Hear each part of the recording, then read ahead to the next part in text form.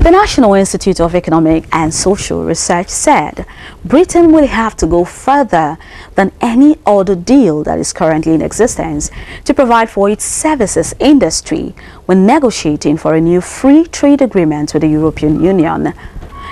NIESR also revised up its forecast for UK growth in 2017 by 0.3 percentage point to 1.7% and expects it to improve to 1.9% in 2018, which marks a slowdown from the 2% reading in 2016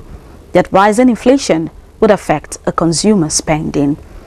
The think tank said that the current European Union trade agreement is more comprehensive and goes further than most free trade deals, as it covers non-tariff barriers which encompass regulations for services, mutual recognition of intellectual property, and transporting rights, which allows them to conduct business across the EU through a single license, especially since the Prime Minister Theresa May said that Britain will no longer be a member of the European Single Market and Customs Union. NIESR estimated that once Britain leaves the single market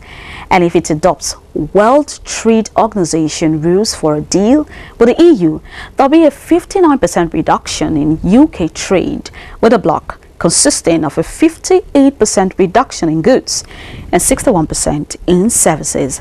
If the UK negotiates a new free trade agreement with the EU,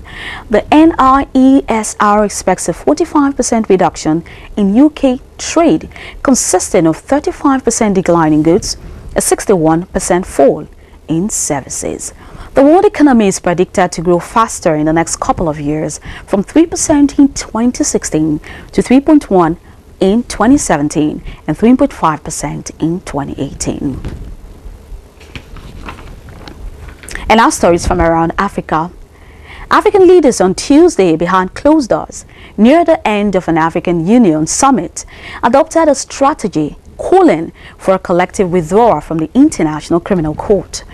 The non-binding decision was the latest expression of impatience by African leaders with the court,